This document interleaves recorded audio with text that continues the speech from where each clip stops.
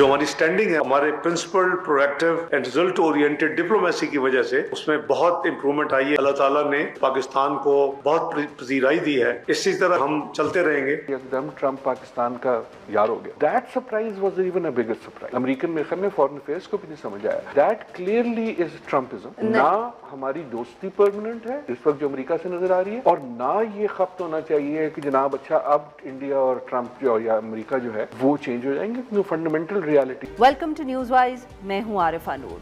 नाजरीन, सबसे पहले तो आप सबको नया साल मुबारक हो। और जैसे ही 2025-2026 में तब्दील हुआ तो पिछले चंद दिनों में भी हम देखते रहे, कुछ नज़र डालते रहे जो 2025 की अहम डेवलपमेंट्स थी, चाहे वो पाकिस्तान के हवाले से हों, चाहे वो बैनुल-अक़वामी दुनिया के हवाले से हों।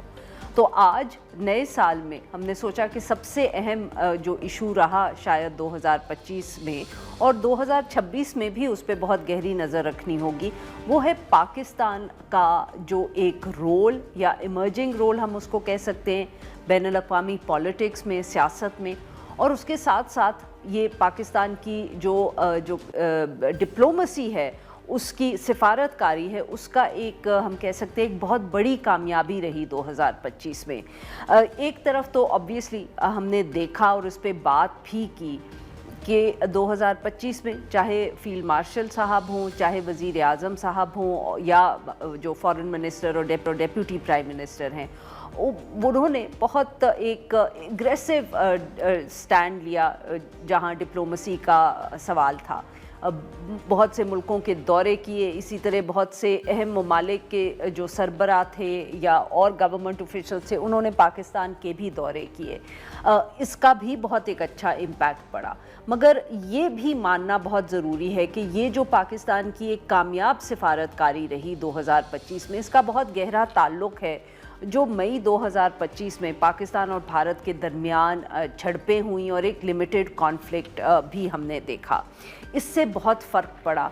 उसमें जिस कामयाबी से पाकिस्तान ने भारत को नीचा दिखाया और जिस तरह वो जहाज़ भारत के गिराए गए, तो उससे एक नई अहमियत पाकिस्तान की जो थी वो दुनिया में, ख़ित्ते में, मिडल ईस्ट के ख़ित्ते में हमने उभरती हुई देखी।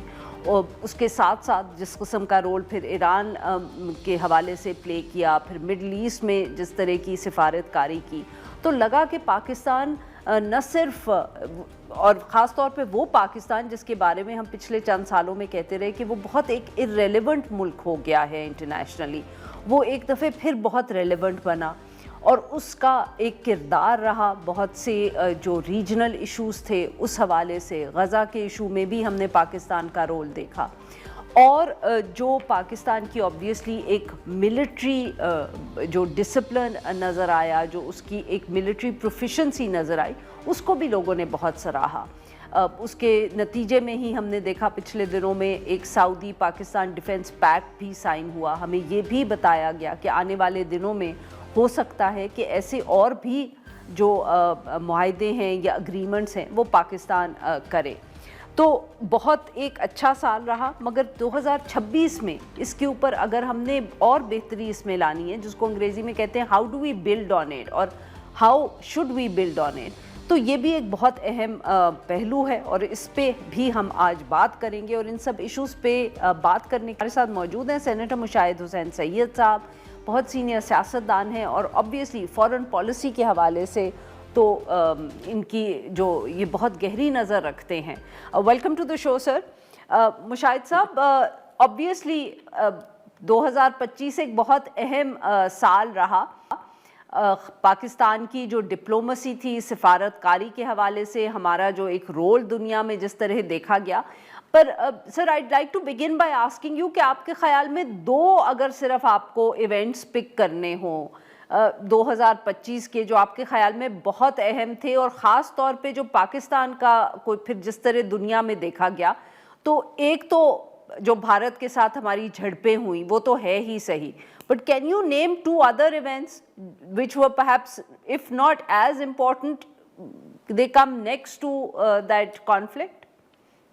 जी, और दूसरा जो दो इवेंट्स हैं अपार्ट फ्रॉम साउथ एशिया में जो हमने विक्ट्री इंडिया पर की, एक तो था कि ट्रंप इंतजामिया का जो एटीट्यूड है और खास तौर पर प्रेसिडेंट ट्रंप, उसने जिस तरह इंडिया को डिच किया और जिस तरह पाकिस्तान के साथ आउटरीच की, वो बहुत सिग्निफिकेंट था। तो एक तो वो हो गया, और उसके अलावा दूसरा जो आपने पूछा कि दो इवेंट, वो था कि पाकिस्तान की re entry into the middle east, Arab world, जिसमें पाकिस्तान सऊदी डिफेंस पैक्ट भी शामिल है, उसमें पाकिस्तान की सपोर्ट टू ईरान भी शामिल है, उसमें पाकिस्तान लीबिया डिफेंस अरेंजमेंट भी शामिल है। तो वो एक नया हुआ कि पाकिस्तान का जो एक दायरा कह लें, जो भुट्टो साहब के ज़माने में था, एक ज़माने में we were also a player and a net security provider in the middle east, वो भी रिस्टोर हो गया। तो इंडिया के को डिफीट करना, ट्रंप के साथ ताल्लुकात की आउटरीच, और सऊदी अरेबिया और अरब वर्ल्ड के साथ हमारी जो कुर्बत, तो these three our singular I think achievements in 2025 for foreign policy and national security. अच्छा मुशाहिद साहब, ये अब बताएं कि ऑब्वियसली अब 2026 शुरू हो गया है, हम कह सकते हैं as far as diplomacy is concern, वो जो अंग्रेजी में फ्रेज होता है ना, Pakistan is on a high, but sir इसको अब हमने मेंटेन या सस्टेन कैसे करना है 2026 में? 2026 में पाकिस्तान की सिफारतकारी जिस तरह हमने 2025 में देखी है उसी तरह चलती रहेगी? किन चीज़ों पे तवज्जो देने की ज़रूरत है ज़्यादा, किन चीज़ों पे कम? I mean you know strategy क्या होनी चाहिए, लाहे अमल क्या होना चाहिए आने वाले दिनों में? एक तो शुरुआत है, आज हम बात कर रहे हैं आपके साथ न्यू ईयर्स डे में, और आपको भी नए साल के मुबारक और आपके व्यूअर्स को भी। तो अगले 3-4 दिनों में गालिबन 4 जनवरी को आपके डिप्टी प्राइम मिनिस्टर और फॉरेन मिनिस्टर, ये आपको मैं खबर दे रहा हूँ बाय द वे, वो चाइना जाएंगे। पहला दौरा चाइना फॉरेन मिनिस्टर का इस साल पाकिस्तान का चाइना होगा, और चाइना में भी ये पहला दौरा होगा किसी फॉरेन लीडर का, और उसमें एक बड़ी स्ट्रेटेजिक अंडरस्टैंडिंग जो 75 years of Pakistan China relations के हवाले से और गुफ्तगू होगी। इसका मतलब है कि जो चाइना है पाकिस्तान की खारजा पॉलिसी का एक महवर है, एक सतून है और एक पिवट है। तो वो एक कायम और दायम है, क्योंकि चाइना के साथ हमारे ताल्लुकात स्ट्रेटेजिक, सॉलिड और सब्सटेंटिव है, और जो इंडिया को हमने शिकस्त भी दी वो it was Pakistani talent and Chinese technology. तो ये बड़ी खुशाइंद बात है, अच्छी बात है कि एक अच्छा नेक शगुन भी है कि चीन के साथ हमारा आगाज हो रहा है। 4 जनवरी को गालिबन डार साहब जाएंगे बीजिंग। तो इसको बिल्डअप करने के लिए मेरे ख्याल में 2-3 जो इरिटेंट्स हैं वो हमें रिमूव करने पड़ेंगे। वो क्या है इरिटेंट्स? एक तो ये है कि अफगानिस्तान के साथ हमारे ताल्लुकात काफी बिगड़े हैं, काफी खराब हुए हैं, और हमें कोशिश ये होनी चाहिए कि अफगानिस्तान किसी भी सूरत हाल में हिंदुस्तान की गोद में ना जाए, जो कोशिश कर रहा है हिंदुस्तान भी और कुछ अनासर शायद अफगान हुकूमत के भी अपने नादान सोच के मुताबिक कर रहे हैं। नंबर 1 अफगानिस्तान चैलेंज, जिसमें टेररिज्म भी आता है और जिनके ताल्लुकात भी आते हैं। दूसरा है मुल्क के अंदर, क्योंकि जो भी फॉरेन पॉलिसी होती है आरिफा साहिबा, it's an extension of your domestic base, उसको आप डीलिंक नहीं कर सकते। हमारे यहाँ इंटरनली पॉलिटिकली सिचुएशन अभी भी अनसेटल्ड है, और जो सबसे मजबूत कुव्वत है और सबसे मकबूल सियासी ताकत है, उनके दरमियान एक फासला है, एक खलीज है, और वो that has to be bridged. That's number 2। और नंबर 3 इज कि यस, हमारा बड़ा अच्छा कामयाब रही है कई चीजों पर। दहशतगर्दी का इशू जो है वो भी हमने हैंडल नहीं किया ठीक तरह, और खास तौर पे 2 सूबे, उसमें काफी शोरश भी है। लोग कहते हैं कि सबसे ज्यादा टेररिस्ट मारे गए 2025 में, 2000 से ज्यादा, लेकिन सबसे ज्यादा दहशतगर्दी भी हुई पिछले 10 सालों में ऐसी 2025 में। तो वो एक काउंटर टेरर स्ट्रेटजी, एक मौसर किस्म के, जामे किस्म की, जिसको हम कोऑर्डिनेट करके और पूरा जो कमर तोड़ सके, हम कहते तो है ना कैफरे किरदार तक पहुंचाएंगे दहशतगर्दों को, लेकिन वो अमली तौर पर हमें पहुंचाना होगा। तो ये 3 चैलेंजेस, अफगानिस्तान, डोमेस्टिक पॉलिटिक्स जिसमें हीलिंग टच की जरूरत है, दस्ते शफा की जरूरत है, और काउंटर टेरर स्ट्रेटजी, ये बड़े अहम है।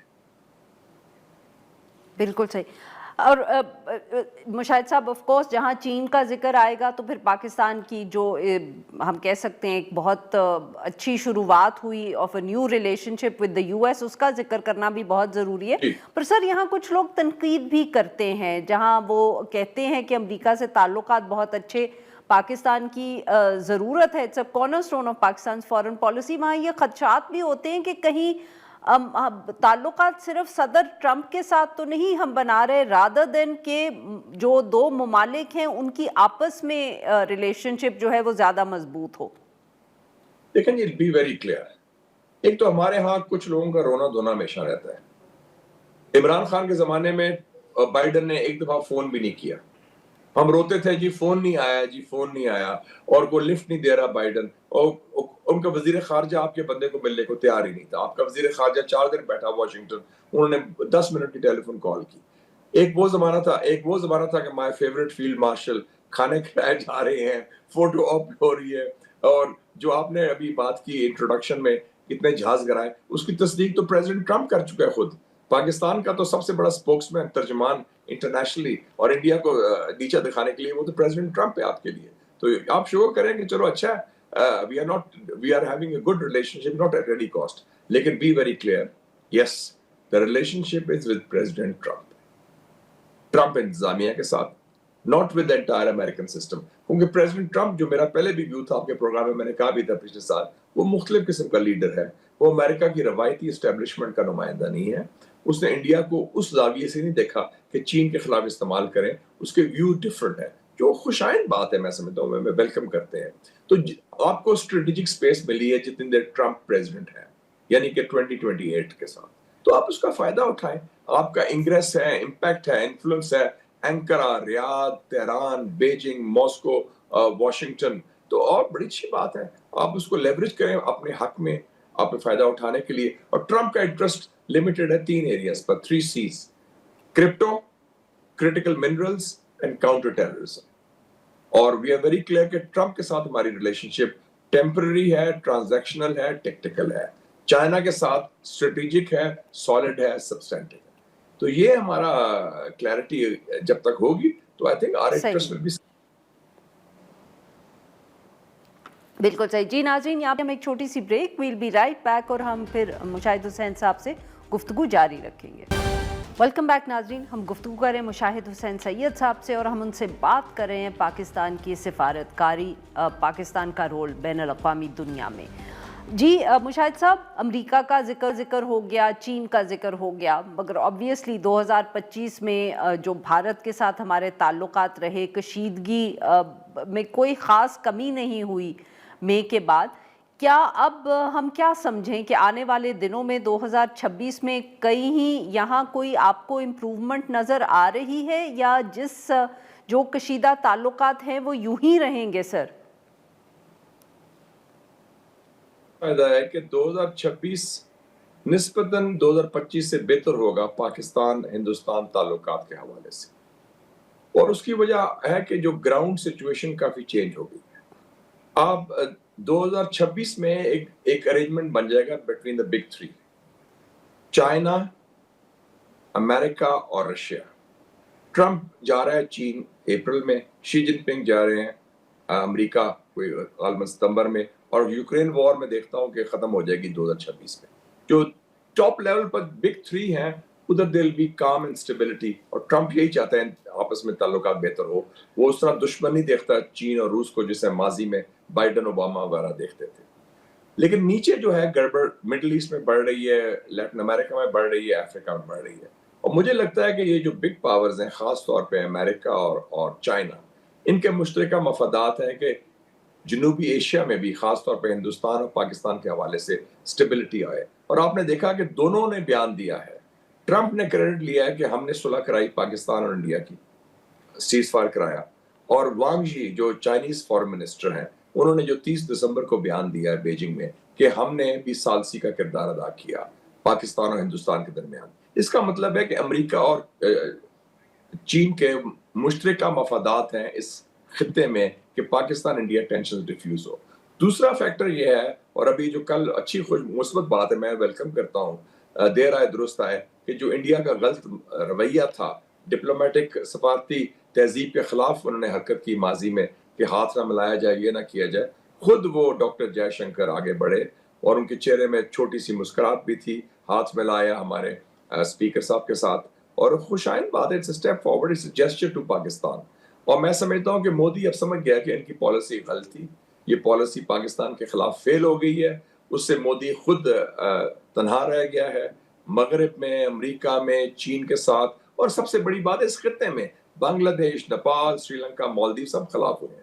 تو اب میں سمجھتا ہوں کہ there'll be a change and we might be taking some steps towards normalization on both sides. اور اس میں امریکہ اور چین کا ایک کلیدی کردار ہوگا اس کو پش کرنے میں.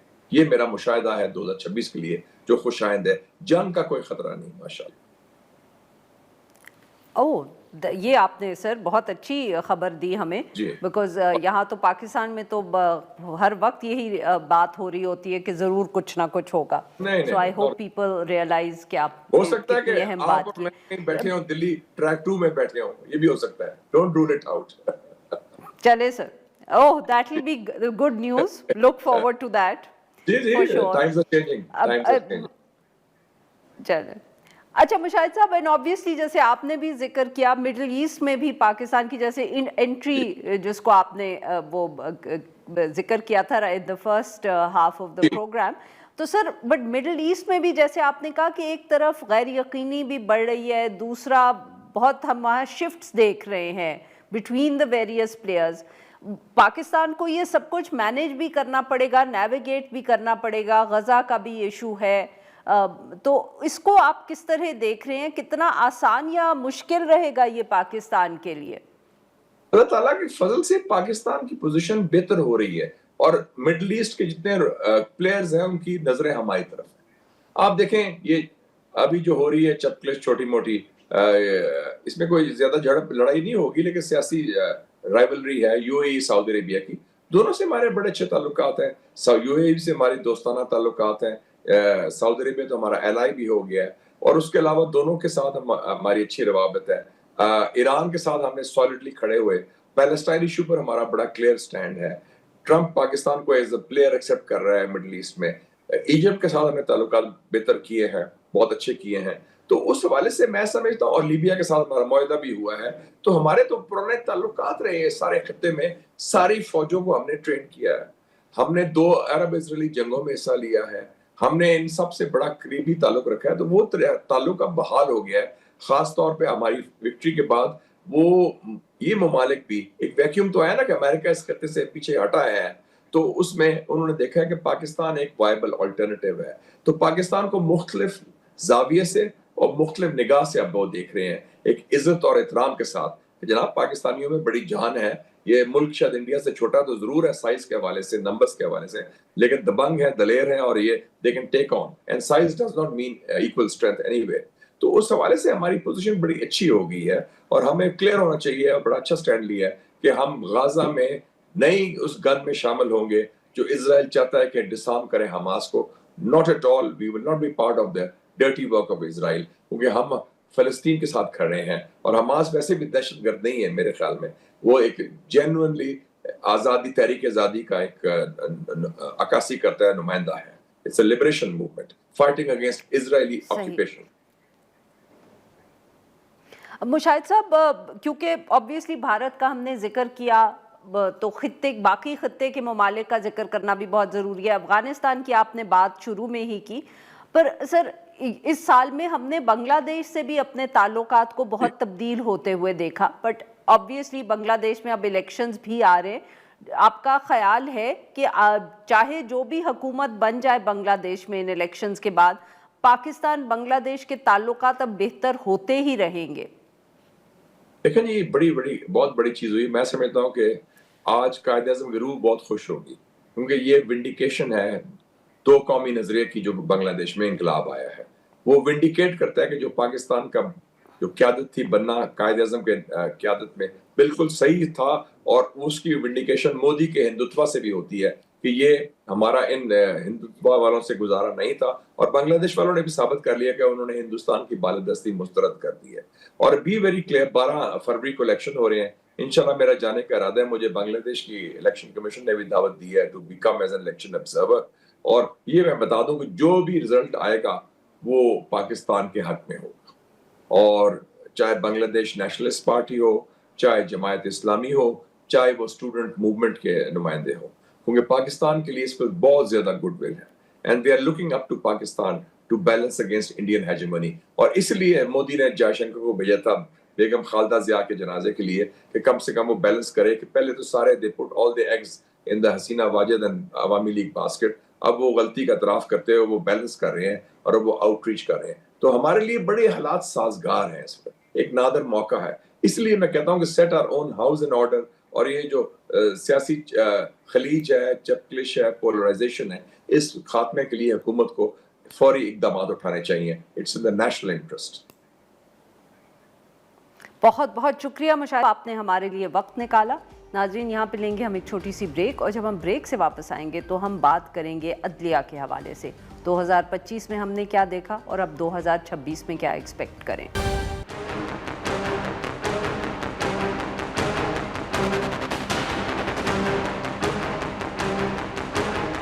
64 members are in favor of the motion regarding passage of the bill. 4 members are against it. The bill stands. Welcome back ناظرین. پروگرام کے اس حصے میں ہم ذکر کریں گے عدلیہ کا. ویسے تو 2025 کا سال جو ہے اس میں عدلیہ پہ ہم وقتاً فوقتاً بات کرتے ہی رہے. کبھی کوئی کہانی تھی, کبھی کوئی کیس تھا, تو کبھی 26ویں ترمیم اور پھر 27ویں ترمیم کے بعد یہ بات کرنی تھی کہ عدلیہ میں کتنی تبدیلی آئی ہے اور کیا اب عدلیہ کوئی بچی بھی ہے کہ نہیں. تو ایک تو آج جو 2026 کا پہلا سال ہے, ہم تھوڑی سی نظر دوڑائیں گے کہ 2025 میں اوورال عدلیہ کا, قانون کا, آئینی ترامیم جو ہوئی ہیں کیا صورتحال ہے, اور آبویسلی اس کے ساتھ ساتھ یہ بھی بات کریں گے کہ 2026 میں ہمیں کیا ایکسپیکٹ کرنا چاہیے. 2025 کافی اہم سال رہا عدلیہ کے حوالے سے. آئینی ترامیم جو کی گئی, یہ کہا جا سکتا ہے کہ ان سے اگر کسی ایک ریاست کے ستون کو بہت فرق پڑا تو وہ عدلیہ کا ہی تھا. کس طرح تبدیل کیا گیا, ایک نیا پہلے کانسٹیٹیوشنل بینچ بنا, اس کے بعد فیڈرل کانسٹیٹیوشنل کورٹ بنا, عدلیہ کو اپوائنٹ کرنے کا طریقہ جس طرح تبدیل کیا گیا, تو اس سے صاف ظاہر ہے کہ اس سے بہت فرق پڑا. بلکہ اب تو بہت سے ماہرین کا یہ خیال ہے کہ عدلیہ اب عدلیہ رہی ہی نہیں بلکہ حکومت کا ایک ماتحت ادارہ بن گئی ہے. یہ سال ہم نے یہ ہوتے ہوئے بھی دیکھا کہ اسلام آباد ہائی کورٹ کے جو ججز تھے وہ انصاف مانگنے سپریم کورٹ خود چلے گئے, مگر انصاف ان کو نہیں ملا. اس کے ساتھ ساتھ ہم نے یہ بھی دیکھا کہ ہائی کورٹ کے ہی ایک جج نے دوسرے جج کی ڈگری کے اوپر سوال اٹھائے اور پھر ان کو اپنی پوسٹ سے ان کی ہٹا دیا گیا. یہ بھی ہم نے پہلی مرتبہ ہی دیکھا, اس پہ بھی بہت سوال اٹھے. تو یہ کافی اہم ڈیولپمنٹس تھیں. ویسے تو خطوط ججز سے ایک دوسرے کی طرف جو وہ لکھتے تھے یا شکایات اس طرح کرتے تھے, پبلک کرتے تھے, وہ روایت تو پہلے ڈلی, وہ روایت قائم بھی رہی 2025 میں. مگر عدلیہ میں اور بھی بہت سی ڈیولپمنٹس ہوئی, اور اس کے ساتھ ساتھ جس طرح کچھ کیسز چاہے وہ سیاستدانوں کے ہوں یا ہیومن رائٹس ڈیفینڈرز کے ہوں, جس طرح وہ لوور کورٹس میں چلے, اور نہ صرف چلے بلکہ جب ان کی اپیلز پہنچی ہائر کورٹس میں تو وہ پھر وہاں پھنسی گئیں, سنی ہی نہیں گئیں. یہ بہت سی جس کو کہتے ہیں کہ نئی پریسیڈنٹس تھیں جو اس سال ہم نے سیٹ ہوتے ہوئے دیکھی. اور اس کے ساتھ سب سے پہلے ہم بات کریں گے کہ نئے سال میں جوڈیشری کے حوالے سے ہم کیا ایکسپیکٹ کر رہے ہیں. میڈیا رپورٹس نے آج ہی یہ اطلاع دی کہ اگلے آنے والے دنوں میں, یعنی کہ کچھ 12 جنوری سے لے کے 15 جنوری تک مختلف اجلاس ہوں گے جس میں یہ طے کیا جائے گا کہ جو ہائی کورٹس ہیں ان کے ججز کا آگے مستقبل کیا ہوگا, کس کو پرماننٹ کرنا ہے, کس کو نہیں کرنا, کس کو ٹرانسفر کرنا ہے. یہ تقریباً 5 اجلاس کیے جائیں گے اور ان میں یہ بہت اہم فیصلے کریں گے. ان کے بعد عدلیہ کی کیا ہم دیکھیں گے کہ چہرہ اور تبدیل ہو گیا. ان ایشوز پہ بات کرنے کے لیے آج ہمارے ساتھ موجود ہیں ثاقب بشیر صاحب, مریم نواز خان صاحبہ. دونوں بہت گہری نظر رکھتے ہیں کورٹ کے معاملات پہ اور صحافی بھی ہیں. Welcome to the show both of you.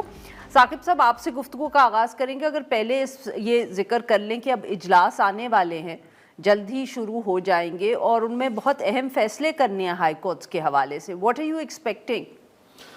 بالکل بالکل جو اجلاس ہو رہے ہیں یہ آپ نے جو تاریخیں بتائیں ان میں جو ججز ایڈیشنل ججز جنوری 2025 میں لگائے گئے تھے اب ان کو کنفرم کرنا ہے 40 کے قریب. جی 40 کے قریب. لاہور کے بھی ہیں, سندھ کے بھی ہیں, اسلام آباد کے بھی ہیں, مختلف صوبوں سے مختلف ہائی کورٹس میں جو ججز ہیں ان کا اسیسمنٹ ہوگی کہ ان کو کنفرم کرنا ہے بطور جج کام جاری رکھیں گے یا ان کو گھر بھیجنا ہے, یعنی کہ بطور وکیل وہ کام.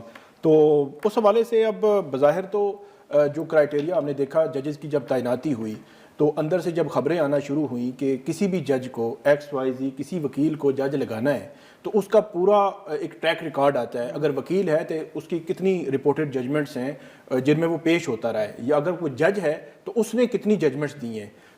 طریقہ کار تو یہ ہونا چاہیے تھا, لکھی ہیں ججمنٹس.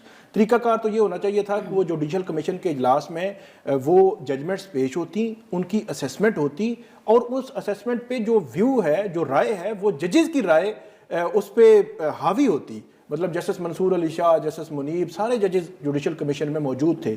لیکن ہماری اطلاعات کے مطابق حکومت نے جن کو جج لگانے کا طے کر لیا, پہلے سے انہوں نے فیصلے کیے جو طے کر لیا, انہوں نے ووٹ کیونکہ ان کے زیادہ تھے, تو وہ جو اسیسمنٹ ایکچولی ہونی تھی کہ یہ بندی کی قابلیت کیا ہے بطور جج یا بطور وکیل, کہ یا جج بن سکتا ہے. جج سے میری مراد یہ کہ سیشن ججز جب ہائی کورٹ میں آتے ہیں تو وہ کچھ نہیں ہوا. تو اگر جج بناتے ہوئے ان کی وہ سارا ٹریک ریکارڈ اس کی اسیسمنٹ نہیں ہوئی تو اب پھر کیا ہونی ہے. اب بھی انہی نے کنفرم ہونا ہے جنہوں نے جب وہ پورا سال گزارا ہے. اگر ہم پورا ایک سال دیکھیں, لاہور سے لے کر کراچی تک, بلوچستان, سندھ, اسلام آباد, 5 ہائی کورٹس ہیں. ان ہائی کورٹس میں کوئی بڑی ججمنٹ آپ نے دیکھی ہو, سنی ہو کہ جو جناب دی ہو کہ ایگزیکٹو کو کم سے کم تھوڑی سی ان کی خواہش کے برعکس گئی ہو, جو آئین اور قانون کے مطابق آئی ہو. ایون بلکہ جو فیصلے ہم نے دیکھے ہیں ایڈیشنل ججز سے, آپ دیکھ لیں یہاں پہ جو جسٹس جہانگیری صاحب کو گھر بھیجا گیا ہے, بلکہ پہلے کام سے روکا گیا تھا, اور وہ غیر آئینی اور غیر قانونی فیصلہ تھا. اس میں بینچ میں ایڈیشنل جج جن کی ابھی کنفرمیشن جانی ہے, یعنی کہ چیف جسٹس سرفراز ڈوگر صاحب کے ساتھ جسٹس اعظم خان تھے جن کی کنفرمیشن جسٹس سرفراز ڈوگر صاحب نے لکھ کے بھیجنا ہے, اسیسمنٹ دینی ہے کہ ان کو کنفرم کرنا چاہیے یا نہیں.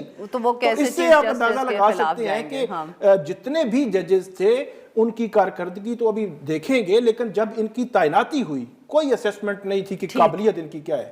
بالکل صحیح. جی مریم نواز صاحبہ, آپ نے ثاقب صاحب کی بات سنی, وہ ذکر کر رہے تھے جو ایڈیشنل ججز ہیں ان کی جو their fate. بٹ مریم صاحبہ اس کے ساتھ ساتھ بہت قیاس رائے یہ بھی ہوتی رہی ہے اور بات بھی ہوتی رہی ہے, آپ لوگوں نے بھی کی ہے, کہ کچھ ایسے ججز بھی ہیں اسلام آباد ہائی کورٹ کے جن کو شاید اسلام آباد ہائی کورٹ سے الگ کرنا ہے. تو کیا آپ سمجھتی ہیں کہ ان اجلاس میں جو اسلام آباد ہائی کورٹ کے کچھ ججز ہیں ان کے مستقبل کے حوالے سے بھی فیصلہ ہو سکتا ہے, ان کو یہاں سے ٹرانسفر بھی کیا جا سکتا ہے؟ دیکھیے, جوڈیشل کمیشن کا ابھی جو اجلاس طلب کیا گیا اس میں تو اس قسم کی کوئی بھی بات نہیں ایجنڈے میں شامل نہیں ہے, لیکن یہ بات بالکل جو ہے وہ ڈسکشن میں رہی ہے کہ ججز کو ٹرانسفر کرنے کے لیے ہی آرٹیکل 200 کے اندر 27ویں ترمیم میں جو ہے وہ ایک امینڈمنٹ کر کے شامل کیا گیا تھا کہ ججز کو ان کی مرضی کے بغیر ٹرانسفر کیا جائے گا. تو ابھی یہ کہنا قبل از وقت ہے, لیکن یہ بات بھی بالکل درست ہے کہ اگر اسلام آباد ہائی کورٹ کے ججز نے, جن کو کہ ابھی تک تو بالکل ہی دیوار سے لگا دیا گیا, ایک جج صاحب کو فارغ کر دیا گیا, باقی جج صاحبات میں سے ایک جج صاحب جسٹس سردار اعجاز جو ہے وہ چھٹی پر ہیں, باقی جو تینوں جج صاحبان ہیں ان کے سامنے مقدمات ہی مقرر نہیں کیے جاتے, تو فی الحال تو وہ پرابلم جو ہے وہ مینیج ہے. لیکن اگر وہ مسئلہ کبھی اٹھا کسی بھی ٹائم پہ تو پھر یہ ہو سکتا ہے کہ اس کو درستگی کے لیے جو ہے وہ مستقبل میں یہ ان کی منتقلی کا معاملہ بھی آئے. اور یہ بات بھی باقاعدہ جو ہے وہ کچھ جو سورسز ہیں وہ یہ ڈسکس بتا چکے اور کہہ چکے کہ جو ججز ہیں ان کا تبادلہ کس کس ہائی کورٹ میں ہونا ہے, تو یہ مستقبل میں ہو سکتا ہے. دوسری صورت یہ ہے کہ ابھی پہلے 26ویں ترمیم کی گئی, مطلوبہ نتائج اس طرح سے نہیں مل سکے تھے, پھر بھی عدلیہ کے اندر سے بھی آوازیں اٹھی تھی اور اس طرح سے کیپچر ممکن نہیں ہو سکا تھا, پھر 27ویں ترمیم لائی گئی. اس کے بعد سے اب سچویشن کچھ اس طرح سے ہے کہ مقدمات مقرر ہی نہیں ہوتے, تو پھر جو ہے وہ جو اس سے پہلے مسئلہ تھا کہ ججز طلب کر لیتے ہیں یا کچھ آرڈر پاس کر لیتے ہیں, وہ مسئلہ ایک دم سے ختم ہو گیا ہے. تو اب لگ یہ رہا ہے کہ سال 2026 جو ہوگا اس کے اندر جو 2025 میں تمام تر تیاری کی گئی, جو تمام تر ایکشن کیے گئے, اس کا اسٹیٹس کو بحال رکھنے کی کوشش کی جائے گی, اور یہ بھی کوشش کی جائے گی کہ جو ججز ہیں وہ کنٹرول ہی رہا ہے بصورت دیگر ایک آپشن کے طور پر آرٹیکل 200 اور اس میں ججز کا تبادلہ استعمال ہو سکتا ہے. فی الوقت تو جو ججز کی مستقلی کا معاملہ ہی جوڈیشل کمیشن دیکھے گا. جی ناظرین، یہاں پہ لیں گے ہم ایک چھوٹی سی بریک. Welcome back. ہم گفتگو کر رہے ہیں ثاقب بشیر صاحب سے اور مریم نواز خان صاحبہ سے. ثاقب صاحب، جیسے شروع میں بھی ابھی بات کی، بہت سے ایونٹس ہوئے عدلیہ کو لے کے اس مرتبہ، چاہے استعفوں کا ذکر کریں، سپریم کورٹ چلے گئے، 26ویں ترمیم آئی، 27ویں ترمیم آئی. آپ کے لیے اگر آپ سے پوچھوں کہ 2025 میں in terms of the court آپ کو کس چیز نے سب سے زیادہ سرپرائز کیا یا ڈس اپوائنٹ کیا، مایوس ہوئے آپ؟ نظام انصاف میں یہ سمجھتا ہوں کہ 2025 جو ہے اس حوالے سے یا عدلیہ کے حوالے سے ایک بڑا ہی بھیانک ثابت ہوا ہے. عدلیہ تقریباً مفلوج ہو چکی ہے، اور یہ بات ہم ویسے نہیں کر رہے، عملی طور پر ہمیں نظر آتا ہے. جو بات میں نے ایڈیشنل ججز کے حوالے سے کی تھی، وہی جو مین سٹریم جو ججز ہیں، یعنی کہ جو کنفرم ججز ہیں، چیف جسٹسز ہیں، ان کے حوالے سے آپ کیسز اٹھا کے دیکھ لیں. ابھی ریسنٹلی پہلی دفعہ، اب وہ پتہ نہیں اس کے پیچھے بھی کیا وجہ ہے کہ جو پراپرٹی اونرشپ آرڈیننس پہ chief justice Lahore high court نے بات کی ہے، وگرنہ اگر لاہور ہائی کورٹ کے ہی بات کریں تو پچھلے 1.5-2 سال سے تو چیف جسٹس عالیہ نیلم صاحبہ ہی ہیں، لیکن وہاں پنجاب میں کیا کچھ نہیں ہوا، لیکن اس پہ ہمیں کوئی آواز نظر نہیں آئی. آپ مسنگ پرسن کے کیسز دیکھ لیں، آپ ہیومن رائٹ جو ایکٹیوسٹ ہیں ان کے کیسز دیکھ لیں، آپ جو ہے وہ صحافیوں کے خلاف کارروائیاں دیکھ لیں، آپ گورنمنٹ کے ریلیٹڈ جتنے بھی کیسز ہیں ان 4 کیٹیگریز میں دیکھ لیں تو آپ کو رزلٹ مل جائے گا کہ ان چاروں میں حکومت کو کوئی پریشانی نہیں ہوئی، کوئی مسئلہ نہیں ہے. ایون یہ 4 کیٹیگریز کے علاوہ ایک پولیٹیشنز کی کیٹیگری کہ یعنی کہ آج کل جو ٹارگٹ پہ ہے وہ پی ٹی آئی ہے، تو پی ٹی آئی کے کیسز کی اگر بات کریں تو حکومت کی مرضی اور منشا کے مطابق ایسے لگتا ہے کیسز چل رہے ہیں یا آگے ان پر عمل ہو رہا ہے. ایون اسلام آباد ہائی کورٹ کے جو کیسز فکس ہی نہیں ہو رہے. پہلی دفعہ میں نے دیکھا ہے، بڑے عرصے سے ہم کورس کور کر رہے ہیں، ہمیشہ سے کسی بھی اپوننٹ کے خلاف فیصلہ اس کے خلاف آ جاتا تھا، بے شک میرٹ بنتا تھا یا نہیں بنتا تھا، لیکن کیسز فکس ہوتے تھے. پہلی دفعہ ایک نیا ٹرینڈ آیا ہے، کیس فکس ہی نہیں کرنا، کہ آپ جس کا نہیں چاہ رہے کیس فکس ہی نہیں کرنا. تو یہاں پہ ابھی جب 2025 میں سوچ رہا تھا کہ 2025 جب شروع ہوا تھا، ایک ڈیبیٹ چل رہی تھی بڑی عجیب و غریب قسم کی. ان دنوں جو صحافی ہیں مختلف، وہ جب وہ عدالت سے پہلے ہمیں بتا دیتے تھے کہ جناب 190 ملین پاؤنڈ کیس کا فیصلہ اناؤنس نہیں ہو رہا، وہ 3-4 دفعہ وہ ارجن ہوا تھا. تو پھر 17 جنوری کو وہ فیصلہ آیا تھا، آج تک وہ کہیں کیس آگے نہیں بڑھا. پھر توشہ خانہ کا کیس ہے اور کیسز ہیں. پھر ہائی کورٹ کا جو میں یہ سمجھتا ہوں کہ بہت بڑے پیمانے پر جو بے توقیری ہوئی ہے، جس کو کوئی ریئلائزیشن ہی نہیں ہے. اب لیول یہ آ گیا ہے کہ کوئی وہ سوچ ہی نہیں ہے، احساس نہیں آ رہا. کہ ماضی میں ہم نے دیکھا جسٹس عامر فاروق صاحب، حالانکہ ان پہ بھی ہم بڑی تنقید کرتے تھے، اس سے پہلے جسٹس اطہر بن اللہ تھے، کہ لوگ جب بات کرتے تھے، کرٹیسائز کرتے تھے، وہ لوگ ویسے بھی کرٹیسائز بعض اوقات شروع کر دیتے ہیں، لیکن اگر جینوئن کرٹیسزم جب کورٹ دیکھتی تھی کہ کرٹیسزم ہے تو اس کو ایڈریس کرتی تھی. اب کی بار 24 مارچ کو اسلام آباد ہائی کورٹ کے لارجر بینچ نے ایک آرڈر کیا کہ آپ ملاقاتیں کرائیں، رائٹ ہے ان کا. آج تک اس پر نہ عمل ہوا ہے، نہ کورٹ کے اندر کوئی ایسی سوچ ہے کہ اس پر عمل کروایا جائے. تو میں یہ سمجھتا ہوں کہ 2025 جو ورسٹ ہے کورٹس کے لیے اور عدلیہ کے لیے. بالکل صحیح. جی مریم صاحبہ، آبویسلی ثاقب صاحب تو کافی ہم کہہ سکتے ہیں کہ مایوس رہے ہیں اس ساری صورتحال سے، پر اگر میں آپ سے یہ پوچھوں کہ جو ہم نے استعفے دیکھے ججز کے، جب یہ 27ویں ترمیم آئی اس کے بعد یہاں سپریم کورٹ سے 2 ججز نے استعفیٰ دیا اور بھی لاہور ہائی کورٹ سے ایک جج صاحب نے استعفیٰ دیا، مگر اس پہ کوئی خاص رد عمل نہیں آیا. کیا وہ بھی سرپرائزنگ تھا آپ جیسے لوگوں کے لیے جو کورٹس کو فالو کرتے ہیں، اور یو نیو کہ اس طرح ہی ہوگا کہ کوئی رد عمل نہیں آئے گا، کوئی ریاکشن نہیں آئے گا؟ دیکھیے ایکسپیکٹ تو یہی کیا تھا کہ اگر کوئی استعفے آ جائیں گے تو شاید کوئی جو ہے وہ رد عمل آئے گا، لیکن جیسے پچھلے 2 سال سے حالات بنائے گئے ہیں اس کے بعد یہ بالکل ایکسپیکٹڈ تھا کہ اگر ابھی ریزگنیشن آ بھی جائیں گے तो कोई मूवमेंट नहीं चल सकती या उस तरह से रिएक्शन आएगा नहीं। उसकी एक बहुत बड़ी रीजन ये है कि जो वकला के बरादरी है उसका अपना डिवाइड है, उनमें अपना जो है वो नजरियात का फर्क है, जिसकी वजह से जो किसी भी किस्म की मूवमेंट है वो चल नहीं पाई। दूसरा सेकेंडली ये भी है कि जो एक्सपेक्ट किया जा रहा था कि शायद 27वीं तरमीम हो गई तो सुप्रीम कोर्ट में से 8 या 10 इस्तीफे आ जाएंगे, वो भी नहीं हुआ। तो जब वो नहीं हुआ, दूसरी जानिब से वकला के दरमियान भी जो है वो एक बाकायदा डिवाइड है। मौजूदा जो हुक्मरान इत्तेहाद है उनके जो ज्यादा फेवर में ग्रुप है, इंडिपेंडेंट ग्रुप है, जिसको आजम साहब और एहसन भूल साहब लीड करते हैं, वो ऑलरेडी एक तसल्लुत रखता है वकला के ऊपर। तो उसकी मौजूदगी में तो ये बिल्कुल एक्सपेक्ट किया जा रहा है अगर इस वक्त जितने मर्जी इस्तीफे आ जाए होगा कुछ नहीं। जहाँ तक बात थी पिछले साल, जैसे भी साकिब भाई भी बात कर रहे थे, जो कोर्ट ऑर्डर्स हैं और जितना अदलिया के लिए साल भयानक रहा है उसको मद्देनजर रखते हुए अब ये समझ में आ रहा है कि साल 2026 में अगर अदलिया को इस हद तक कंट्रोल करने के बाद भी जो मौजूदा गवर्नमेंट है वो नहीं अपने कोई मतलूबा अहदाफ जो है उनको हासिल कर सकती, तो उसके बाद ये जो पूरी एक्सरसाइज 26वीं और 27वीं तरमीम की हुई थी ये फारिग हो जाएगी, फ्यूटाइल कंसिडर होगी। अदरवाइज जो अदलिया के अपने हालात हैं उनमें तो अब अगर कोई जज साहब कहीं पे ऑर्डर कर दें तो उनके खिलाफ फौरी तौर पे जो है वो बड़े अपनी मर्जी के ही जजेस क्यों ना हो, उनके खिलाफ भी पूरी एक कैंपेन चल के उनको रोका जाता है। तो एक ट्रेंड बना दिया कि आप देखना ये स्टेटस को कब तक बरकरार है। जी वेरी क्विकली साकिब साहब, एक एग्जांपल मैं दूंगा कि वर्स्ट क्यों है। मिलिट्री कोर्ट्स का फैसला जो सिविलियंस के ट्रायल थे वो इमरजेंसी सिचुएशन में जब पाक भारत जंग लगी हुई थी, यहाँ पे सुप्रीम कोर्ट में आईनी बेंच बैठा, उसने फैसला दिया कहा 45 दिनों में आप उनको हाई कोर्ट में अपील का राइट देने की कानून साजी करेंगे। आज तक हुकूमत ने ना कानून साजी की है, ना ही आईनी बेंच अब आईनी अदालत बन चुकी है, ना ही आज तक उन्होंने पूछा है। बहुत बहुत शुक्रिया हमारे दो मेहमानों का, उन्होंने हमारे लिए वक्त निकाला। नाज़रीन के लिए बस इतना ही। We'll be back on Monday now.